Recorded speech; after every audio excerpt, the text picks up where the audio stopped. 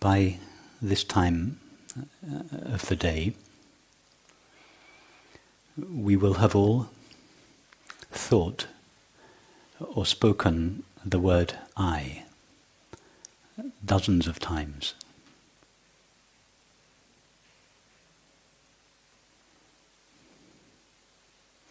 What do we refer to when we think or say I?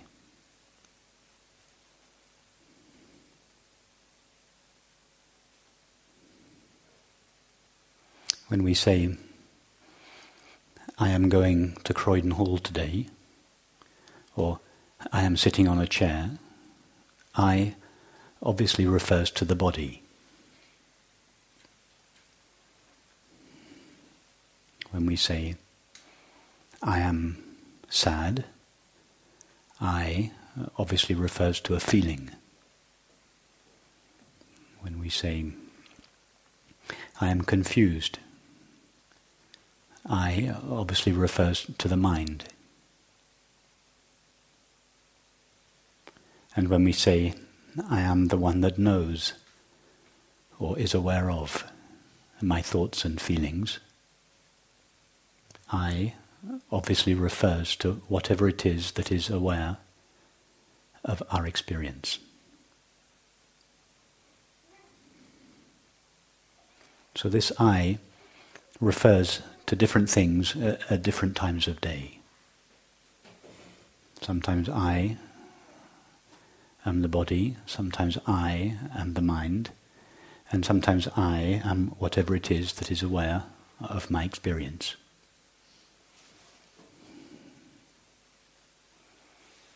So we have a very vague notion of what I am.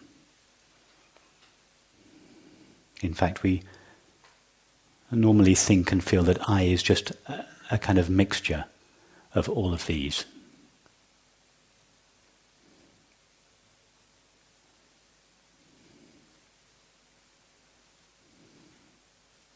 We either think and feel that I, this body-mind, is aware, or we think and feel that I am awareness, and awareness shares the qualities of the body and the mind.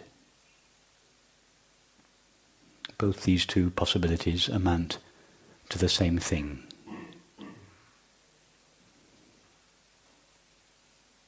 Either it is the body-mind that is aware, or I-awareness shares the qualities and the limits of the body-mind. So we normally think and feel that we are a sort of conglomerate, body-mind awareness.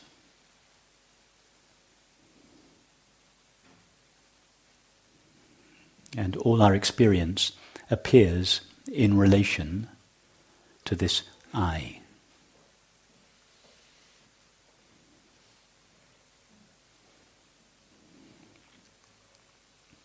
In fact, our experience doesn't just appear in relation to this I, it is deeply conditioned by what we think and feel this I is.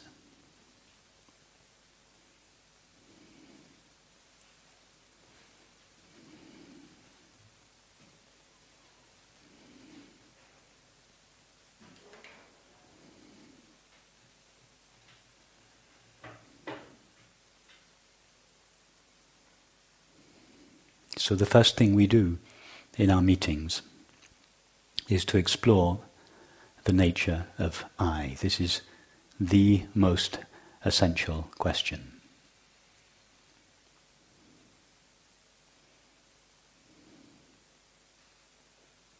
All we know of experience, that is, all we know of the mind, the body and the world, is only as good as our knowledge of ourself. As William Blake said, as a man is, so he sees. Our experience appears in direct correspondence with what we know and feel ourself to be.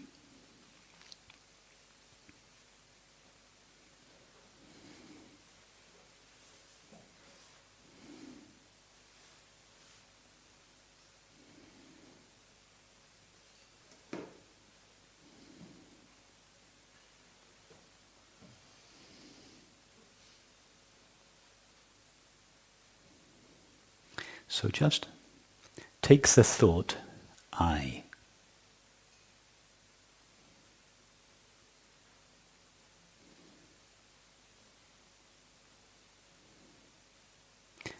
And let it lead you to its referent, to what it refers to. Don't think about this. This is not Advaita philosophy. This is just about the nature of experience. So take the thought I, evoke the thought I, and go in yourself to whatever it is that that thought refers to.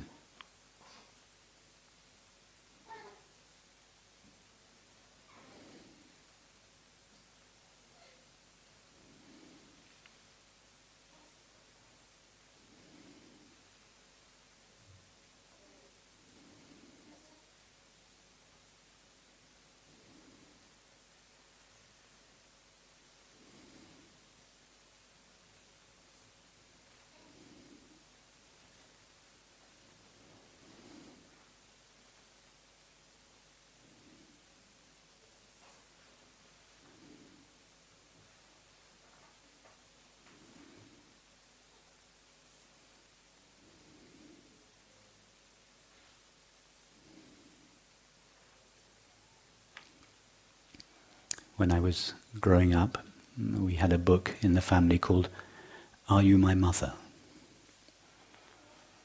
About a little duckling that got separated from its family. And because it was very young, it didn't know what its mother looked like. So it went round asking everything it came in contact with, Are you my mother? First of all, a chicken, then a cat, then a dog, then a wheelbarrow, then a bicycle. Always asking the question, are you my mother? And always getting the same answer, no. So we have the same attitude here, just range freely over the entire spectrum of your experience. Are you myself? Are you what I refer to as I?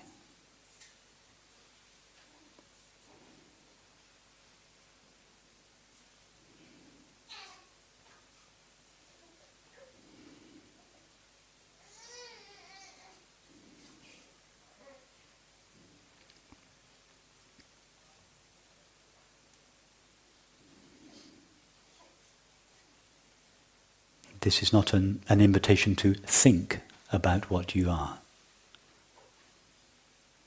It's an invitation to go to whatever it is in yourself that is referred to by the word I.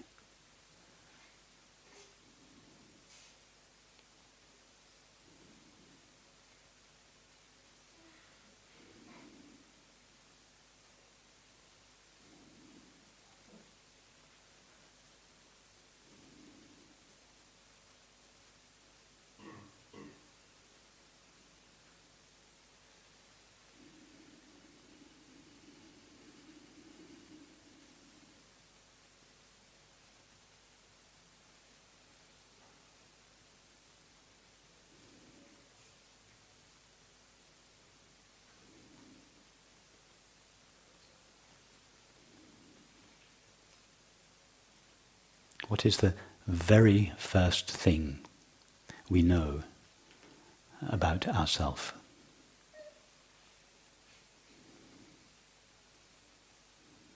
Even before we know exactly what I am, We know that I am.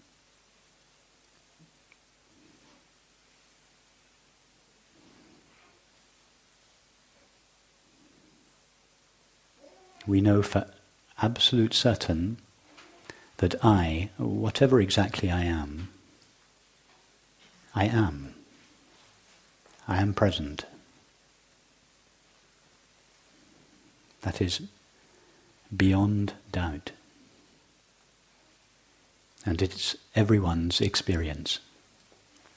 Not just those of us that are interested in non-duality, but all 7 billion of us know for absolute certain that I, whatever I am present.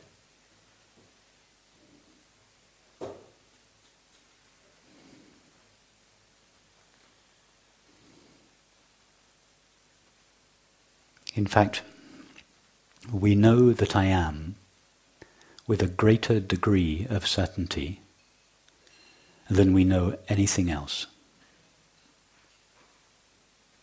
For instance, we can't be absolutely sure that we are sitting in a room at the moment. We could be dreaming.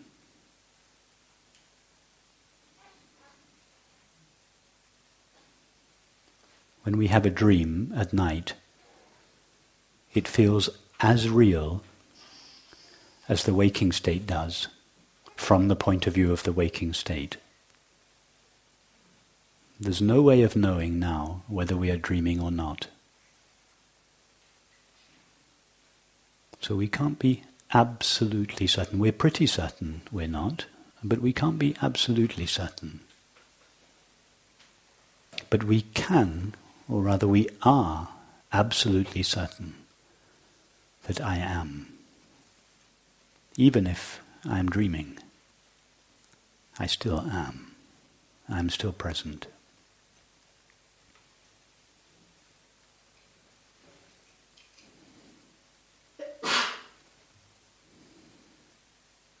And how do we know that I am?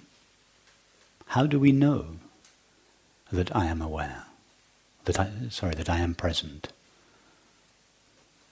We do know it. We don't think it, we don't believe it, we don't imagine it. All of us right now know for absolute certain that I am present, that I am. And the reason we can be so absolutely certain of this is because I am aware that I am.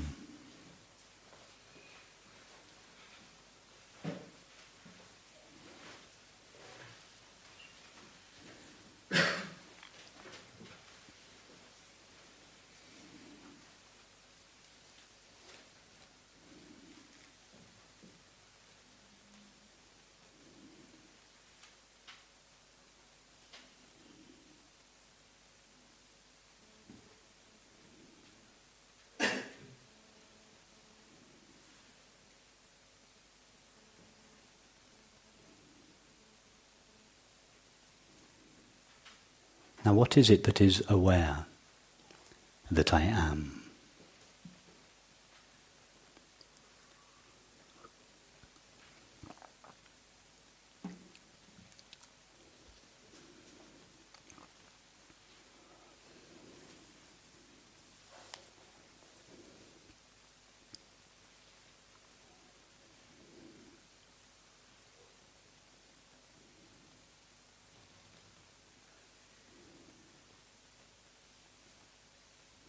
The I that I am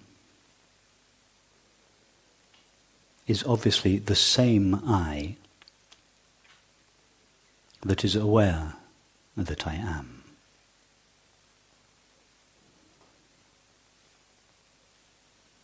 In other words, it is a self-evident fact of experience, beyond doubt.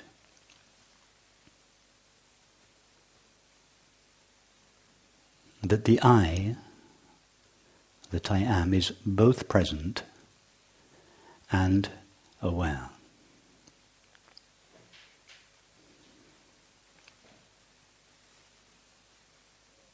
This simple knowing of our own being is the most obvious, most ordinary, most intimate fact of experience.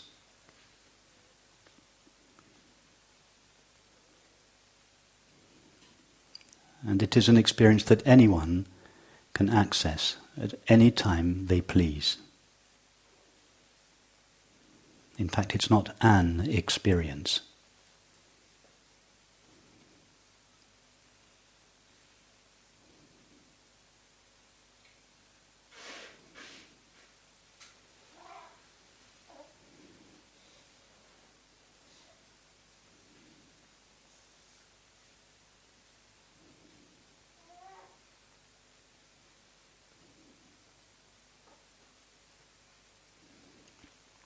Now ask yourself, what else do I know for absolute certain about myself?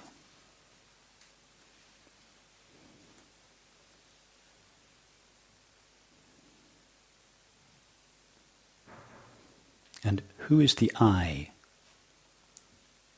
that is going to know something about myself?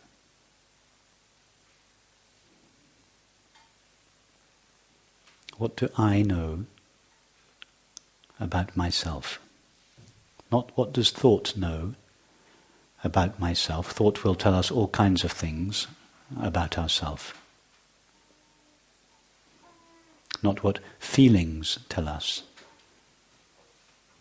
about ourselves. Feelings will tell us all sorts of other things about ourselves. But what do I know about myself? What does this aware being know about itself?